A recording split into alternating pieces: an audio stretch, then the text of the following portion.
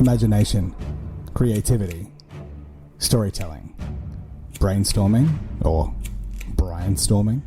This is the Brainstorming Project. Join me, Chad, or as I probably should go by now, Brainstorm, each week as I use my overactive imagination to brainstorm ideas. Each week I'll pick a different genre and create a story from scratch. Characters, world, premise, the whole kit and caboodle. The creative process in podcast form. This should be fun.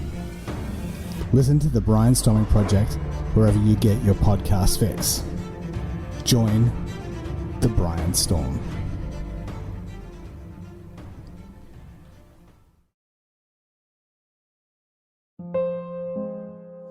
Every culture has its own set of legends and myths that have been passed down from generation to generation, stories that have been woven into the fabric of our society, shaping our beliefs and fears. But what if these legends were more than just stories? What if they held a grain of truth? Join me as I explore the world of the macabre, the supernatural, and the unknown. From the haunting tales of the Loch Ness Monster to the twisted stories of the Cold War. We will delve deeply into the origins of these stories, the truths behind the myths, and the impact they have had over our lives and culture. Get ready, crack open a beer, and join me as I discover the truth behind the legends on our journey through the darkest corners of the unknown. This is Urban Legends and Mythology.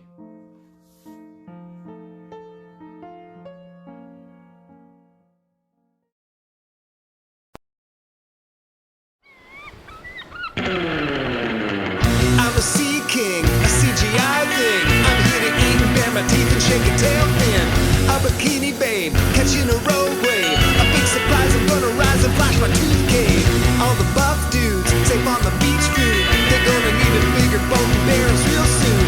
I'm a sea king, a CGI thing. I'm here to eat and bare my teeth and shake a tail fin. I'm only taking a ride. Looking by your bucket and shove. It's one weakness I can't hide. Take me to your bucket and shove. Ho ho ho everybody, welcome back to another episode of Bucket of Chum, the Shark Movie Podcast. As always, I'm your host Steve Coates, and we are on the final week of Piranha December with a holiday-themed movie, Piranha Sharks, from 2014, directed by Lee Scott. So I actually started watching this movie in the summertime, and then once I started getting into it, I realized that it was a Christmas movie, and I stopped it right there, and I was like, I have to save this for Christmas time. So this is going to be the last episode of the year. We're ending it on a fucking Christmas movie, and it's not Santa Jaws or Jaws the Revenge. Amazing. But if you do want to hear me talk about Santa Jaws on December 25th, Christmas Day, Bad Movies, Worst People, their episode on Santa Jaws with special guest, yours truly, will be coming out. So make sure you check them out. We had a great time talking about that movie, and the movie was actually pretty dope too. So be sure to check that out and support our fellow podcasters. And let's start off with a plot synopsis. Great white sharks, bioengineered to be the size of piranhas with the purpose of living at rich people's exotic aquariums, terrorize New York City when they get into the water supply and do what great white sharks do best. So, I don't know. I guess great white sharks eat people best? I mean, sure, we'll go with that. So this has an average rating of 2.6 stars on Letterboxd. Diving into the poster expectations, depending on the poster, so one of them is straight up just the Sharknado 2 poster, but with Piranha Sharks instead. And it was actually released around the same time as Sharknado 2, I guess. So this is one of those movies that was trying to capitalize on that, which is kind of funny because usually the Asylum, the studio that releases the Sharknado movies, usually they're the ones that are trying to capitalize on other releases, and now they've kind of had it switched around on them. But then there's a simpler one that's just a close-up of the shark in a fish tank, I assume. So nothing too crazy, but the design of it looked pretty dope, looked pretty good. maybe we'll get some practical effects. I'm not entirely sure. I'm expecting it to mostly be CGI, which is fine. I just hope that the design looks as good as it does in the poster.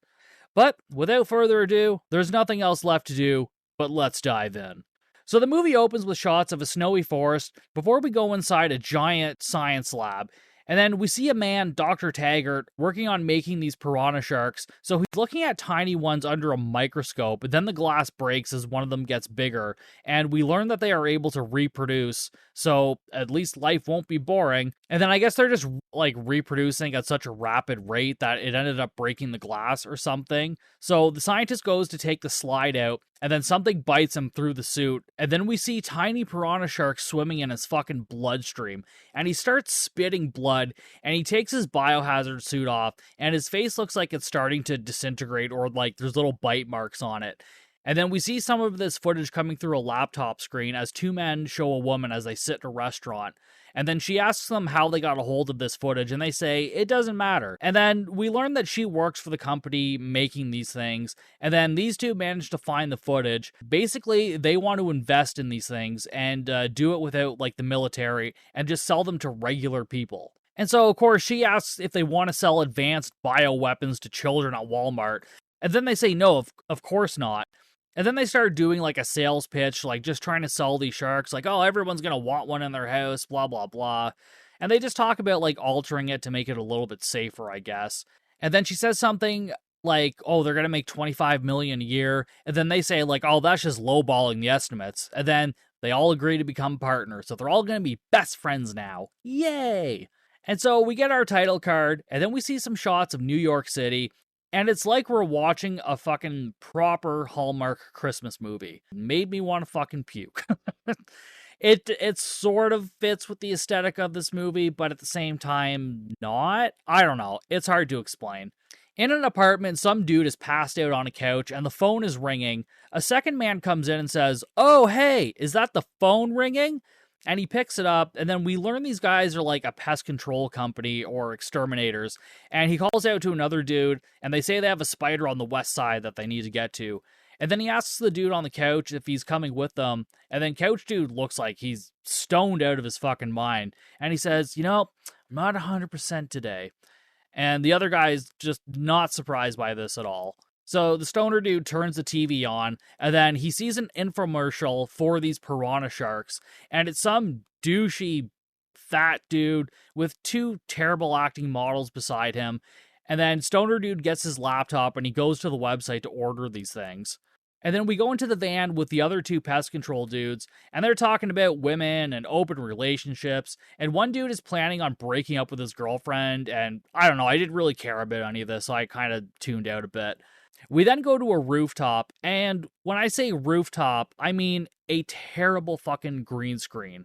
Like, somehow they just couldn't manage to afford to film on a rooftop, which, I don't know, just doesn't seem like it would be totally outside the realm. I mean, this movie didn't look cheap either, except for some of these scenes like this. Like, this looked fucking terrible.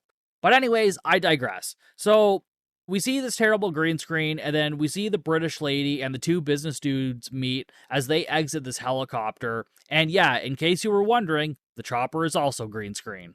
So these dudes share some sale numbers, and they're making like $10 million a week or some shit like that. Absolutely insane. But the British lady seems very pleased by this. Why wouldn't you be? I want $10 million a week. Are you kidding me? And then we cut to a boardroom, and we're with a bunch of people sitting around a table, and it's a toy company. So they're talking about like the upcoming toys for the season and just coming up with different ideas. And then we go to one guy who's sweating profusely, and then his boss asks him for ideas, and he comes up with sloth sheep. And his boss, who speaks in the most monotone fucking voice, like I thought my voice was monotone, but this guy's tone is flat as hell. And he says, like, that's a stupid idea. And Sweaty Guy, like, also comes up with panda snail. Like, he's finding two animals and putting them together and being like, yeah, toys. But we hear his stomach start grumbling, and so he runs to the washroom. He throws up in the toilet, and then we hear some like squirming or squishing noises, and he starts flailing around, and blood starts getting spat up on the walls, and then he falls onto the toilet seat, and he's dead. And we see his face, and it looks like he has tiny bite marks starting to come out of him.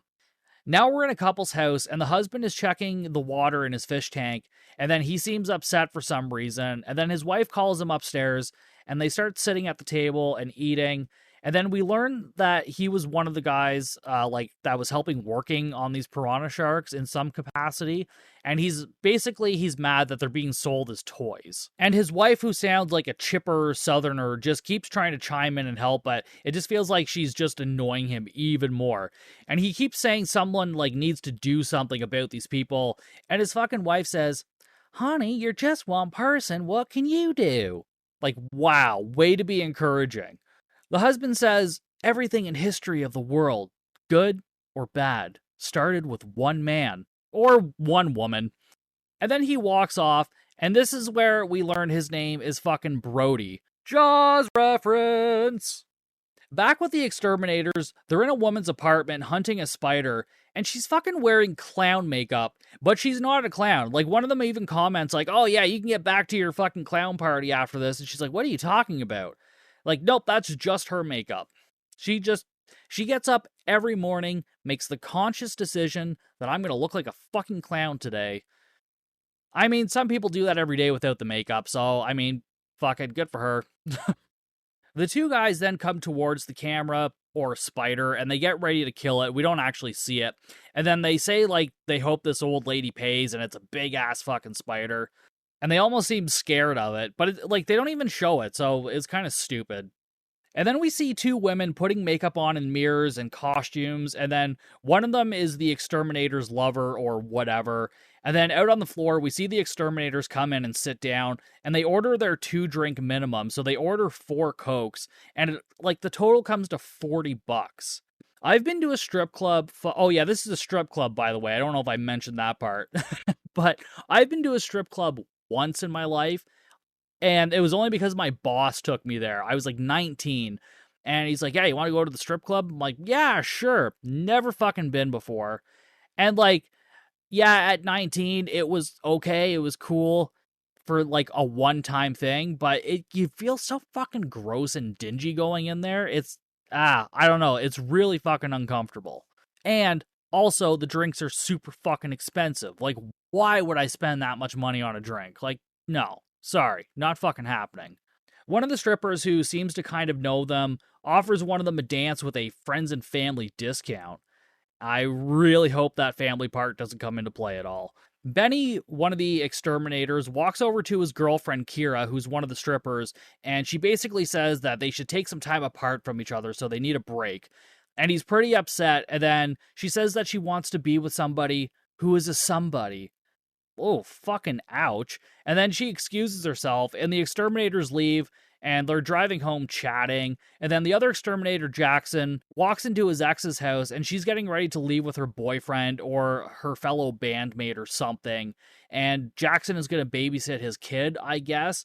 And she has this, thick fucking New York or Boston accent. Sorry, American friends, I'm Canadian, and some of these accents just kind of fucking blend together for me. This takes place in and around New York, so I assume it's probably New York, but then again, who the fuck knows? Anyways, even as she leaves, they make googly eyes at each other, and after she's out, he's like, "How did I screw that one up?" And he's not wrong, because she was pretty fucking hot. Yeah, he fucked up. He fucked up bad.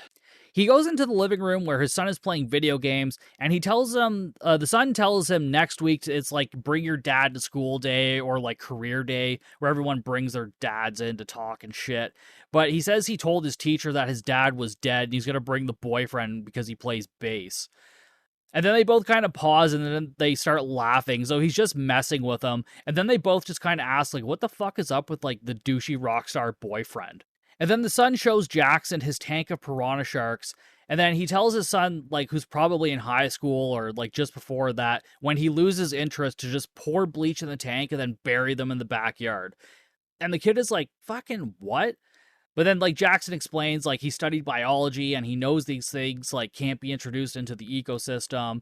And what he's actually saying probably actually makes a lot of sense. Like, you shouldn't flush these things down the toilet in case they do survive somehow and get introduced into the ecosystem. And he probably knows that they would survive because they're not like a natural thing, like they've been created in a lab, quite obviously. Oh my god, somebody's saying something fucking smart. Jesus, I don't know what to do with this. In a parking garage, British lady is being held at gunpoint in her car, and the gunman makes her drive off.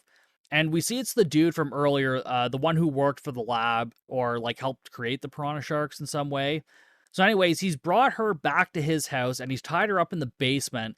And he says they're going to have a serious discussion about public safety. And then she does the whole, like, oh, if you let me go, I'll tell the police the whole kidnapping at gunpoint was just a mistake, blah, blah, blah. And then she begins to recognize him and says, like, oh, yeah, you're the analyst that failed the psychological evaluation. Like, you're a borderline schizophrenic. And I can kind of see that. He seems like a little bit of a crazy motherfucker. He then demands to be taken to the scientists who created these. So, he was just an analyst or something. He didn't actually, like, create the sharks. And he wants to see the scientists because he knows that they must have a weakness, and he wants to figure out how to kill them. British lady is pretty confused by all this, but then he tells her, like, they have about 72 hours left, or all hell is about to break loose. So, basically, they're reproducing so fast, and if someone flushes them, then they run into a lot of trouble. Like what fucking Jackson was saying earlier about introducing them into the ecosystem. That's what this dude's saying. Same fucking thing. He then says he's going to go to the market for supplies, and he's going to show her some shit he learned in Iraq. Which, apparently some of the shit he learned was not being prepared. Because why would you kidnap someone only to leave them alone to go pick up fucking supplies? Oh my, so you're just going to leave her by herself and just hope she's there when you get back? Ah, buddy. He then says one way or another she's going to tell him what he wants to know, and then his wife interrupts very nonchalantly, and then like she just asks like who she is, and then he tells her like, oh, it's my old boss, and then she asks like if he's crazy, and then like he says, I need to go get some stuff for waterboarding. Maybe you could just watch her. And then like, so they talk for a couple seconds, and she fucking agrees to this. Like, oh, all right, I'll watch your kidnapping victim. Just another day in the office of being your wife. So she pulls up a stool, and she's wearing a fucking bathrobe and a mud mask, and like she's in the middle of a spa day or getting ready for bed. Like that's what she looks like right now. And holding a gun on this British lady. And then British lady tells her that her husband is crazy, and then she responds, well, he has a big heart and he means well. And then we cut to a couple of construction workers or something, and they're wandering through some building looking for some valves. And then so they find them, they start turning them, and then we can hear like the squeaky sharks inside. And then as he opens the valve up, water spurts out, and we just see a bunch of tiny fucking sharks attach themselves to the first man, and then he falls down. And we get a little bit of CG blood, and then the other dude gets like fucking slapped in the face with a fish and some blood. And I don't think we see him get attacked, but I'm pretty sure later on we learn that he also died. So it's just disappointing that we didn't really get to see both of them be attacked. It's just kind of a missed opportunity. But again, I'm sure it's a low budget, so I'm complaining about fucking nothing, I'm sure. Back in the basement, the wife and British lady talk like fucking nonsense, and the British lady starts flattering the wife and giving her beauty advice, and then offers to show her a few things, like teach her how to use some makeup and shit. And then we cut to a TV screen, and on it is a commercial for Mayor Scott Berman, played by fucking Kevin Sorbo, fucking Hercules himself. And then we pull back, and we see that we're in the exterminator's apartment, and Jackson walks in, and he asks how Benny is doing, and he's pretty miserable still from like this breakup. And then he starts telling Stoner Dude that he's not pulling his weight around there, and Stoner Dude is like, I'm working on my art. And Jackson's like, you've been doing that for 3 years. And then he turns around, and he sees that this guy has bought some of the fucking Piranha Sharks, and he also used Benny's credit card to do it. But it's okay, he got a good deal, because it's like a value of $49.99, but he got it for like $20 plus $9.99 shipping, which honestly is a pretty good fucking deal for sharks. I mean, I don't know. I don't think you're going to find it much cheaper than that. The two douchey business dudes show up to infomercial dude's house where the models from the commercial are also there in bikinis. Apparently he just pays these two to be around him all the time. I think even later on in the movie he says like, "Oh, you know, your credit card and your bodies and all that or my body all belong to you." He's just a fucking creep. And he asks where their boss is, aka British lady, but she hasn't been returning anyone's phone calls. And then he says that the Sharks are getting bad press and bad reviews, and then he shows them like a couple of like video reviews online, and then there's people telling stories of like being bit, and then like their pets are jumping into the tanks and dying because they're being attacked. And I'm like, okay, you ordered something called Piranha Sharks. Like, what did you think you were getting? Like, what were you expecting here? I mean, honestly, at least part of this is partially the consumer's fault for being fucking stupid. The business dudes say that, like, sales are higher than ever and there's no such thing as bad press. Infomercial dude says that they need to fix the safety issues or he's gonna go on network TV or, like, network news and shed a few tears and then apologize and then he'll be golden, but these two are gonna be fucked because they're basically gonna be the scapegoats. One of the business dudes asks to go to the washroom and he leaves. Infomercial dude tells the other one to go get the shit fixed, blah, blah, blah, and then the two leave. And the one that went to the bathroom says that the guy isn't going to be a problem anymore because he left a little something behind. And they laugh. I wonder what it could be. We cut to an infomercial, and the dude introduces fucking Jose Canseco, who is an athlete. I think he was oh my god, I'm going to sound so stupid. I think he was a baseball player. Don't quote me on that. I just recognize the name. But yeah, it's the actual guy. And he's there with his wife saying, they were struggling until they found piranha sharks. Like, are these sharks fucking therapists now? Like, they're saving marriages? It's like those couples who are like, oh, we're just gonna have a kid and everything's gonna be fine. Yeah, that'll solve fucking everything. Here's an 18-year commitment that we can't fucking get out of. And so, like, these two are doing it with deadly sharks, I guess. And then the infomercial starts listing like a bunch of potential hazards now. And again, we see this is playing in the exterminator's apartment. And then Jackson asks how many sharks are there. And then Stoner Dude says like 20. And then Jackson points out there's like 200 in the tank now. And then the three of them like kind of jump into action. And then Jackson asks for a colander. And then Benny goes to get one. And then he returns and he's like, "What's a colander?" Fucking idiot. And they pull one of the fish out of the tank, and then they just hold it there, and they see the fish are able to breathe the air without being in the water. And Jackson says that they need to figure out a way to kill these things because their phone is about to blow up. There's about to be a lot of people with piranha shark problems, probably very similar to white people problems, because I imagine that all of these were bought by dumb fucking white people. Like, every one of them. The late night infomercial, the douchey white dude with the models, like, yeah. In the mayor's office, he's being shown photos of bodies that have been eaten, and then that the piranha sharks are responsible. And the lady advising him tells him that they should make a statement that afternoon, but he says they need to do something bigger, and he stands up, and he's in his goddamn underwear. And all the personnel in his office are fucking female, and they're a little bit surprised by this. If not uncomfortable, I would say. He tells his advisors or interns to go set up the press conference as he gets his fucking pants on. And then we go back with the exterminators, and they're looking at and opening up one of the sharks, and they see that it has extra organs and gills and all of that shit. You know the shit. Every time scientists do an experiment on these things, there's always extra organs or, enhanced organs or some shit. Back at the analyst's home, he returns home, and his wife and the British lady have disappeared from the basement. And he finds them upstairs, like, doing makeup and shit, and the British lady has given the wife a bit of a makeover, and they're all buddy-buddy now. And so, like, the wife asks, like, "Honey, how do you think I look?" And he's like, "Oh, you look damn beautiful. But this doesn't change anything." And the British lady agrees, like, yeah, it doesn't change anything. And she says, "I'll take you to the scientist, because since he left, the sharks have doubled." And he tells her, like, she's a great American. And she says, "I'm a British citizen, you bloody nutter." And she walks off. Oh my god. My girlfriend's British, and if she heard that accent, she'd probably fucking slap me. That's not true. I do terrible accents all the time. I'm sure she doesn't appreciate them. And then the wife tells the analyst to hurry back because she's feeling frisky in her new makeup. And he says he is too. Either like he's also in makeup or he's also feeling frisky. I'm going with he's also feeling frisky. I'm going to go with that. Now we're with two of the strippers. One of them is dancing in her underwear, wearing headphones, and the other one is elsewhere looking for their shoes. And they call out to the dancing girl, but she doesn't hear her. So she walks over and pulls her headphones off and asks if she knows where her shoes are. And then they talk about her recreating the Flashdance scene with water. And then Headphone Girl says, well, that's fucking stupid.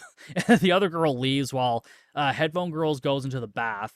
And as she gets in, we see some tiny sharks in the pipes, and they start plopping out of the faucet. And then suddenly the tub is full of these things, and they start attacking the girl. And like bloody water starts spilling over the side. And again, every time we see these things, it's CGI. We maybe see a practical one a little bit. When they were cutting open the exterminators, when they're cutting open the fish or whatever, that was a practical one. So, yeah, we got one or two practical effects in here, so that was all right. But yeah, anytime like this where it's in the tub or anything else, it's just fully fucking CGI. Back with the exterminators again, they're still trying to find ways to kill these things, but so far only stabbing it in the head has fucking worked. So, I mean, unless they're going to go around New York stabbing fish in the head, like, hey, it's fucking New York, we're going to stab fish. I don't know what the fuck that was. Good God. They then speculate that maybe the scientists who made these things built in some sort of failsafe or weakness, so they're basically just going on the same journey that the analyst is, just not together. Very inconvenient. Jackson tells Stoner Dude to figure out where the sharks came from, and then him and Benny are going to go to a concert, but Benny says he's going to go see Kira instead, his girlfriend, the one that says that she needed space, but he's going to go see her because fucking Stoner Dude did their star charts, and it was just a silly mix-up of water and earth signs, just like not getting along, or some fucking nonsense. Oh, God, I fucking hate this shit. I really just don't believe in astrology, and I hate it. I hate it so much because I see so many fucking people being like, oh, I'm like this because I'm a Libra. No, you're not like that because you're a Libra. You're like that because you're a fucking twat. Stop blaming your shitty fucking attitude on the stars. So anyways, Benny is going to try and make it work with Kira, and then Jackson is going to be a fucking cuck and go watch his ex and her new boyfriend play in her fucking band. On the TV, we see the mayor holding a press conference, and one of his ditzy assistants tells the press, like, no questions about, that massage parlor or any of the female interns. Okay. Then the mayor comes on, and he says there's no threat, but he's taking it to city council so they can ban these sharks from the city limits. We then see Jose Canseco again, and he's mad, saying they don't know anything about his babies, and he supports them, and he loves them, and like everything they do, and everything being said about them is a lie. The mayor returns to his office, and his advisor tells him he has a video call with the Pentagon, and he's like, oh, Pentagon, how important. He takes the call, and the general's like, yeah, we're evacuating the city and destroying these things by any means necessary, like, which is a pretty stark fucking difference between what the mayor just said at the press conference. And then the general says that he's ordered jets to fly over and take out any potential targets, and they have about 12 to 18 hours until they launch a small nuclear strike. Which, I'm sorry, if you're going to launch a nuclear strike, can you not give me a more precise fucking time other than 12 to 18 hours? That's a 6-hour fucking difference of launching a nuclear weapon. I'm pretty sure you can narrow that down to at least within, 15 minutes. I'll give you half hour. 15 minutes to half a fucking hour.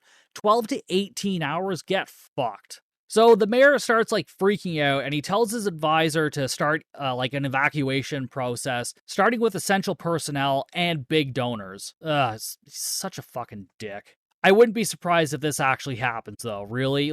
They're usually the first ones to find out, so I wouldn't be surprised if they prioritize their donors and shit. Fucking politicians. British lady brings the analyst to meet the scientist, and they go into a house, and it looks empty at first until someone finally answers, and British lady calls her Dr. Harlow, and she is a fucking weirdo. Imagine that weird artsy girl in high school who wore skirts over her jeans, and having Harry Potter glasses. Yeah, that's her. except this one's barking like a dog and like hitting her leg and sometimes squawking like a parrot.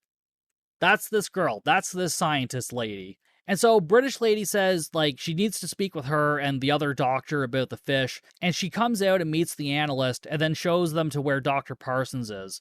And then the analyst looks over to British lady and asks like what the hell is wrong with her?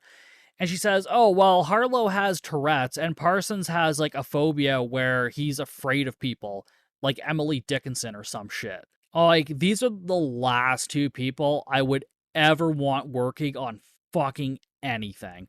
I'm not trying to shame their mental illnesses. I have several mental illnesses my fucking self. But like these two working on like bioweapons or like sharks as pets, like no. Fuck no. Harlow goes and tells Parsons that they have visitors, and he turns around and starts crying and says, "Why?" They tell him they need his help and ask if there's anything built into the shark's DNA that can help them. And then, like, he starts having a nervous fucking breakdown, and, like, Harlow's like, "Oh, see, I told you he's extra fidgety today or something." So he's basically fucking useless. And then Harlow says something about an enzyme, and she needs to see a sample. So they go back to the analyst's house so they can take a look at some samples. Back at Infomercial Dude's house, his bikini babes are in the pool, and they ask, "Are you gonna play with us, Daddy?" And I can already see where this shit is going. And then we cut back and forth between this and the bar where Jackson's wife is playing, and he's there with their son watching them. And then we also cut to the strip club where Benny is paying for his ex to give him lap dances. So fucking sad. But then she stops and makes him watch her friend's flash dance number. And then between all of these places, one by one, we see the sharks show up. At the bar, they start to appear in people's glasses after being washed. In the pool at the infomercial dude's place. And then the flash dance scene, obviously they're in that bucket of water. If you haven't seen Flashdance or you don't know what movie that is, it's a movie from the 80s with Demi Moore, I believe it was. And she plays... Oh, no, I think I'm getting that mixed up with Striptease. Anyways, there's the movie Flashdance. There's a scene where she's doing a dance, and it involves her, like, doing a sexy dance, and then she's on a chair, and then she pulls a bucket above her, and all this water comes flowing down on her all sexy-like.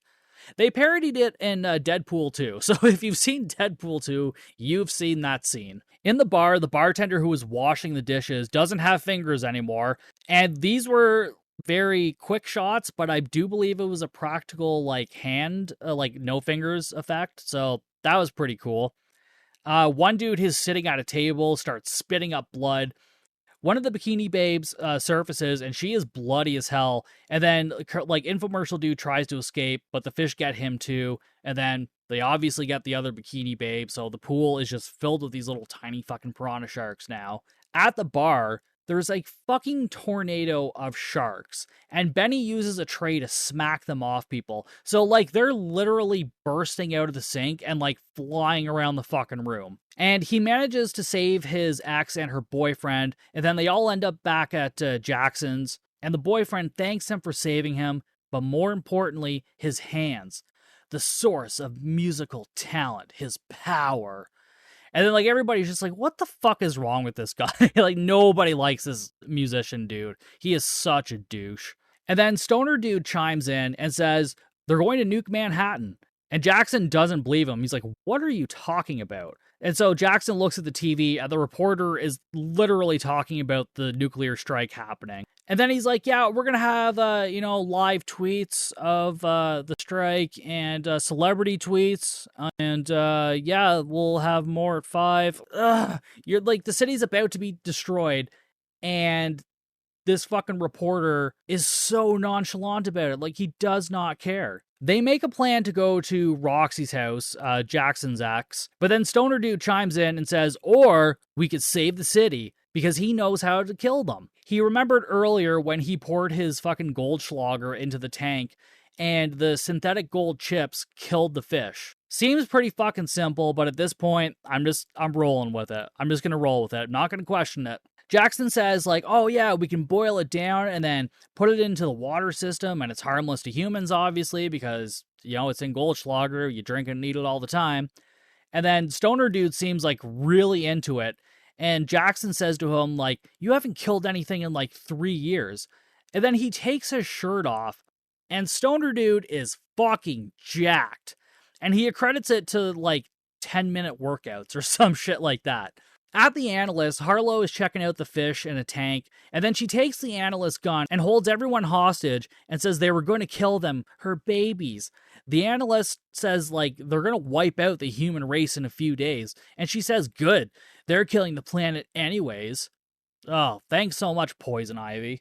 You gonna team up with fucking Bane and Mr. Freeze while we're here? The other gang make it to Roxy's house, and she says to Jackson, he saved her life, and he says, I must have been a hero in a past life. And she's like, you're a hero in this life. My hero. I can't do a fucking New York accent. It kind of comes and goes. But yeah, she has a very, very thick New York accent. And then Roxy and Kira both kind of chime in, and they don't want their boys to go, but they gotta go save the city. They go and visit their neighbor, who is the analyst dude, and they come downstairs to Harlow holding everyone at gunpoint, and Benny is like, we really don't have time for this. And then he just fucking punches Harlow in the face and disarms her. Like, no fucking problem. This was a non-issue for him. Jackson asks for some firearms because they're headed to the city, because they finally know how to kill these things.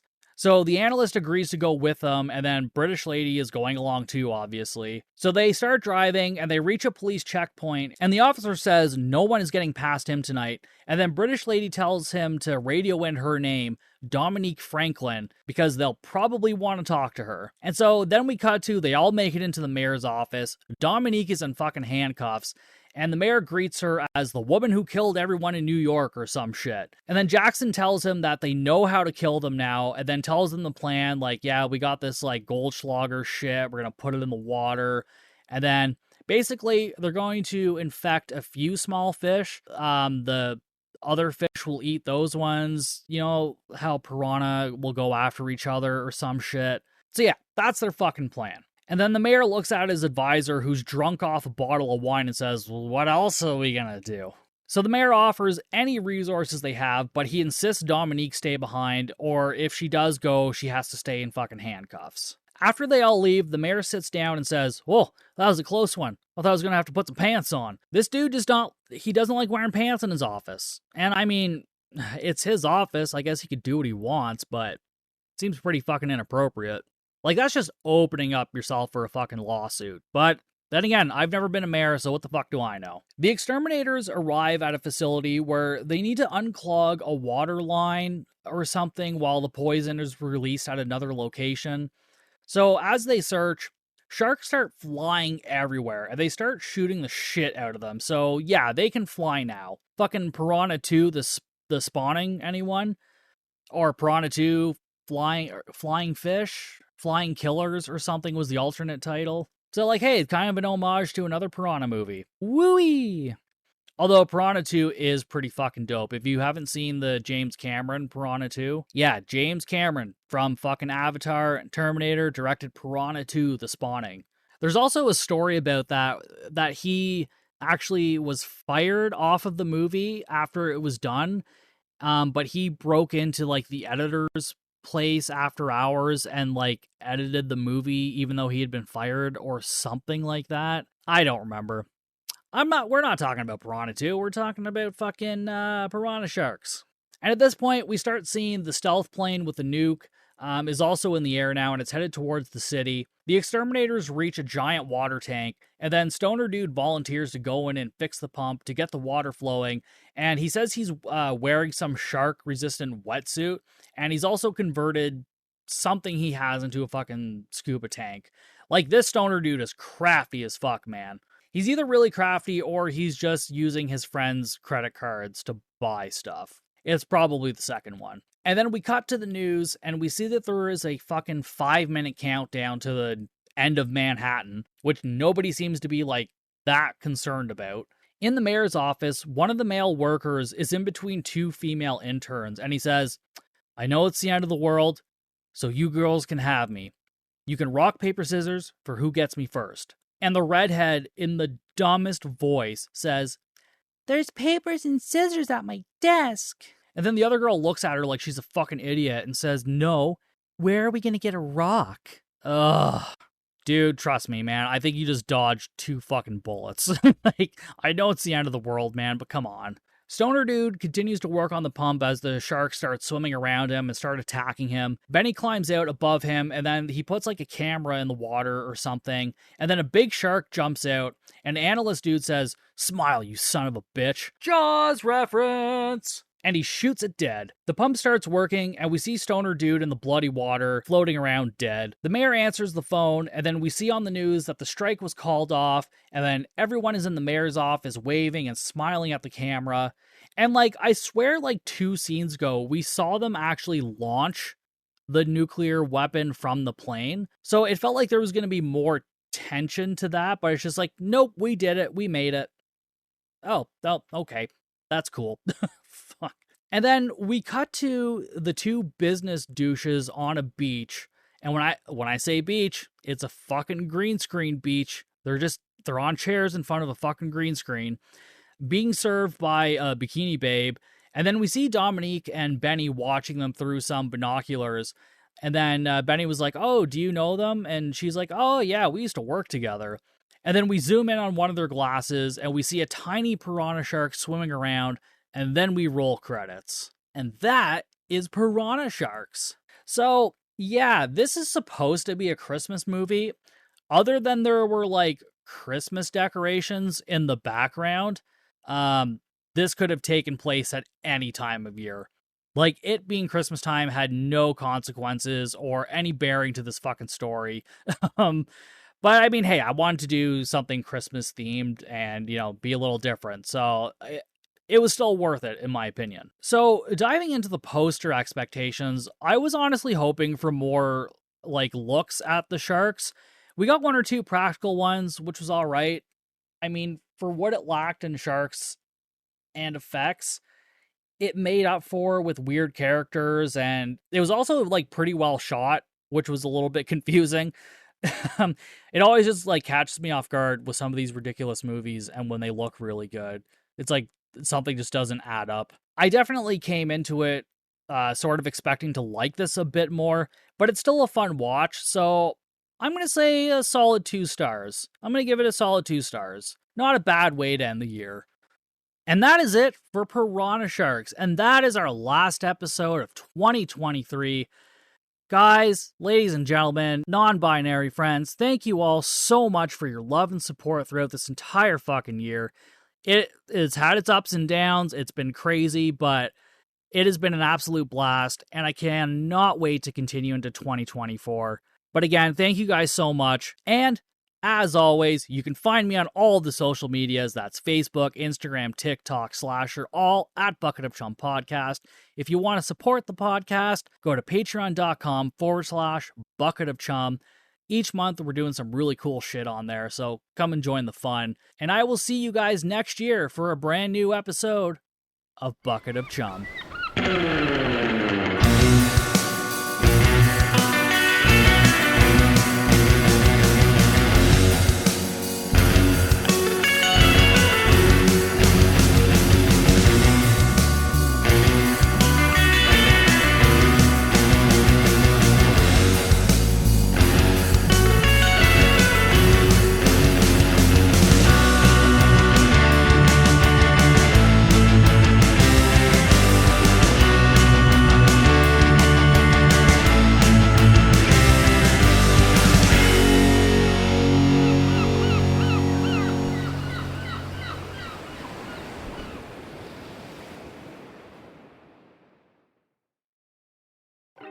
Hi, everybody. I'm Josh. And I'm Brett. If you're looking for a different horror podcast, one that stands out from the rest, Well, don't look here. absolutely not. Every week we talk about our favorite horror movies and some of our favorite aspects of those horror movies. So that's something that interests you? Check us out. The only thing that sets us apart is that it's us. So if you like the sound of our voices, Check us out at the Evil Desk Podcast. wherever it is that you find podcasts.